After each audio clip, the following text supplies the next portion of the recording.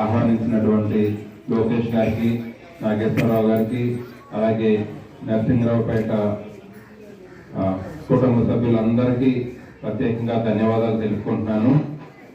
చాలా మంచి రోజు ఈరోజు. ఏ విధంగానైతే భగవంతుని ఆశీస్సులు అలాగే మీ అందరి ఆశీస్సులతో 2019లో అమర్నాథ్ గారిని అలాగే మన జానీ గారు సునీతమ్మ గారిని గెలిపించారో అదేవిధంగా రానున్న ఎన్నికల్లో మీ అందరూ ఆశీర్వదించి మీ కుటుంబ సభ్యులు భావించి మీ అందరి సహకారం ఆశీస్సులు నాకు అందించి గెలిపిస్తారని కోరుకుంటున్నాను.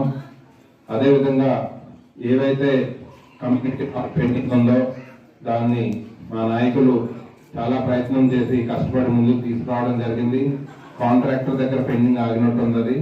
దాన్ని నా వైపు నుంచి కూడా ముందుకు తీసుకెళ్లి అది ఫాలోఅప్ చేసి అతి త్వరలో శంకుస్థాపన జరిపించి దానికి నా సహకారం కూడా అందిస్తానని మీకు తెలియజేస్తున్నాను. Thank you. గణపతి స్వామి వారు, షిరిడి సాయినాథు, దుర్గమ్మ తాలూకా ఆలయ ప్రారంభోత్సవంలో పాల్గొనే అవకాశం కల్పించిన లోకేష్ గారికి, నాగేశ్వర గారికి, వారి కుటుంబ సభ్యులకి, ఈ ప్రాంతంలో ఉన్న మా పెద్దలు చాలా ప్రవణ గారు, కోనమ్మ గారు, ఇంద్రపాశ్వ గారు, ఎవరైతే ఇక్కడ మన నర్సింగరపేట వాస్తవులు మన కుటుంబం ఉందో అందరికీ కూడా పేరు పేరున నమస్కారం తెలియజేసుకుంటూ ఆ స్వామివారి తాలూకా అనుగ్రహంతో ఈ ప్రాంతం అన్ని రకాలుగా అభివృద్ధి జరగాలని కోరుకుంటున్నాం.